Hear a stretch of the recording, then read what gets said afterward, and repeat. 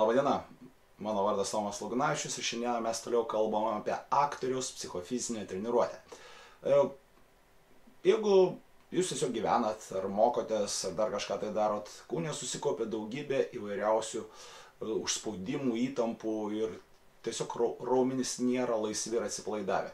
Todėl labai svarbu, kaip ir minėjau anksčiau, išmokti atpalaiduoti raumenis, kad jie pasidarytų plastiški, kad jie būtų lengvai valdomi. Šiandien tęsim tolimesnį mūsų raumenų atpalaidavimo, raumenų valdymo ir kontroliavimo pratimus ir pereikim prie sekančių. Tai sekantis pratimas būtų arka. Tiesiog paimkite ir įsilenkite, kiek galite labiau atgal, rankas remkite už nugaros ir pajuskite įtampą, o paskui kažkiek laiko paimkite, atsipalaiduokite, ištieskite atgal.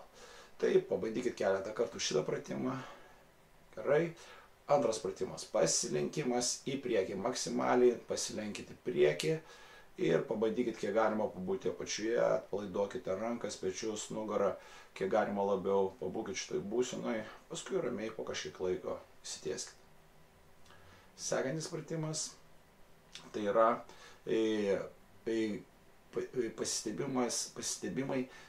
pasistiebimas į viršų, keliant rankas kiek galima aukščiau.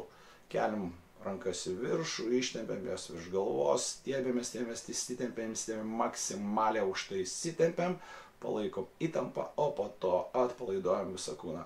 Pajusit skirtumą tarp įtampos ir atsipalaidavimo. Gerai, jeigu padarėt šitą pratimą, darykim sekantį. Tai vadinasi įsivaduoti. Atsigulkite ant nugaros, ant žemės. Įsivaizduokit, kad jūs kaip musė, jūs pagavo į tinklą voras ir dabar jūs prilipot. Ir bandykit va taip vieną ranką, gulėdami plačiai rankas kojas, kad būtų plačiai rankos ir kojos. Ir bandykite taip pritraukti vieną ranką, bet jauskit, kad lyg tai siūlai voro grąžina jūs atgal ranką, vėl kitą įtempkit vėl. Ir jauskit, kad jūs bandot įsivaduoti iš to tinklo, bet tas tinklas vis grąžina atgal. Tai toks turi būti izometrinis pratimas. Įtempiam, atsipalaidavom, vėl įtempiam, atsipalaidavom. Lyg tai bandom ištrūkti paskui vieną pusę, paskui kūną į kitą pusę, kad tiesiog visi raumenys įsijungtų, atsirastų tas įtampos ir atsipalaidavimo momentas. Jeigu padarysit šitą pratimą, sekantis pratimas būtų prieiti prie sienos, žengti porą, gal geriau vieną žingsnį pradžiai, kad nerizikuotume, taip, vieną žingsniuką į priekį. Ir paskui po truputį lenkitės atgal, ko rankomis pasieksite už nugaros esančią sieną. Labai daug pradžioje nesilenkit, kad nenukristumėt, tiesiog palaikykite rankas už nugaros.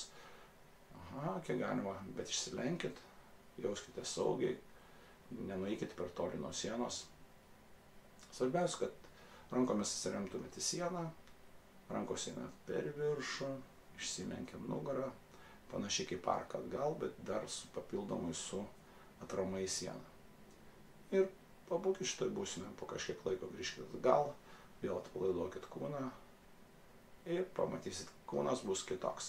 Tai sėkmingo darbo su savo kūnu, išmokėm pajausti įtampą ir atsipalaidavimą, darykit pratimus.